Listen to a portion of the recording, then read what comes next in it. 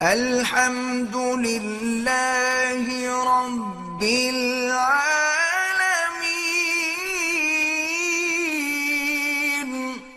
دیر کے لیے کوئی عورت اپنے نقلی ناخن لگا کے یعنی ناخن بڑے کرے اور نقلی پلکیں لگا کے اپنی پلکوں کو بڑا کرے، یہ ناجائز ہے۔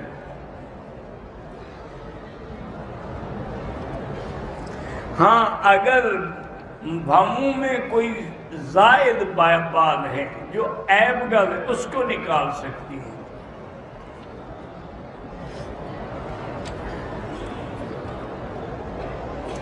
اصل میں مشکل یہ ہو گئی ہے میرے عزیز کہ لڑکیاں ہوں یا لڑکے، سب یورپ کی نئی تہذیب کے دیوانے ہو گئے ہیں۔ ورنہ آپ مجھے ٹھنڈے دل سے کعبے میں بیٹھے یہ بتائیں کہ ناخن بڑا ہو تو کیا حسن بن جاتا ہے؟ ناخن بڑے تو جانوروں کے ہوتے ہیں، انسانوں کے تو نہیں ہوتے۔ تو اس میں حسن کون سا ہے کہ آدمی خود بخود انسانی یہ ناخن کے ساتھ جانوروں والے ناخن لگائے؟ اچھا، اگر کسی کی پلکیں چھوٹی ہیں تو کیا فرق پڑتا ہے؟ کسی کی پلکیں گھنی ہیں تو کیا فرق پڑتا ہے؟ یہ سب چیزیں اللہ تعالیٰ نے پیدا فرمائی ہیں۔ اللہ تبارک و تعالیٰ نے جو جس کو دیا ہے وہ اسی کے قابل ہے۔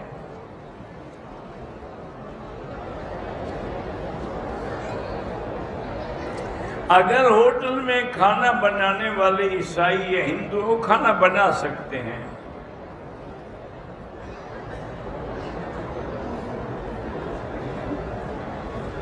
کہتا ہے جی کہ مجھے 3 سال سے یہ بیماری ہے کہ اگر دھوپ ہو گرمی ہو میں ٹھیک رہتا ہوں، لیکن اندھیرے میں سردی میں مجھے نظر کی تکلیف ہو جاتی ہے۔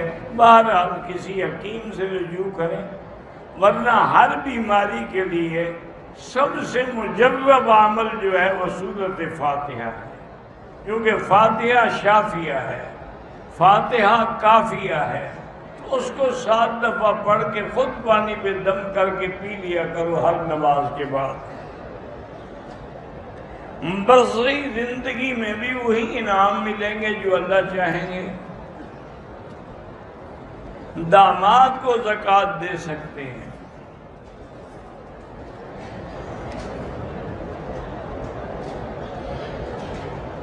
میرے دوست کے گھر میں بچہ پیدا ہوا، اس نے بچے کے کان میں اذان نہیں دی۔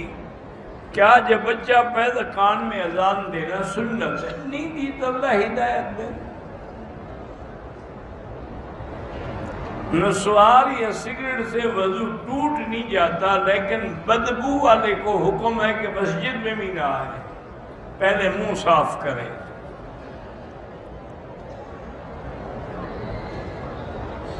کہتے ہیں کہ فجر کے بعد جو سو جاتا ہے اس کے رزق میں کمی ہوتی ہے۔ یہ لوگوں کے گھڑے ہوئے مسائل ہیں، اس کا شریعت سے کوئی تعلق نہیں۔ ایک آدمی کی ساری رات ڈیوٹی ہے، تو نماز پڑھ کے نہیں سوئے گا تو کیا کرے گا؟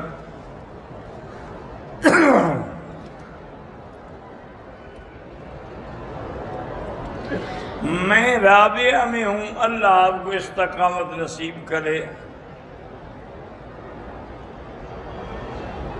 ہمارے ایک ساتھی کے ہاتھ سے جب کوئی چیز پتہ نہیں گر جاتی ہے، کہتے ہیں یا رسول اللہ، یہ کہنا بدعت ہے۔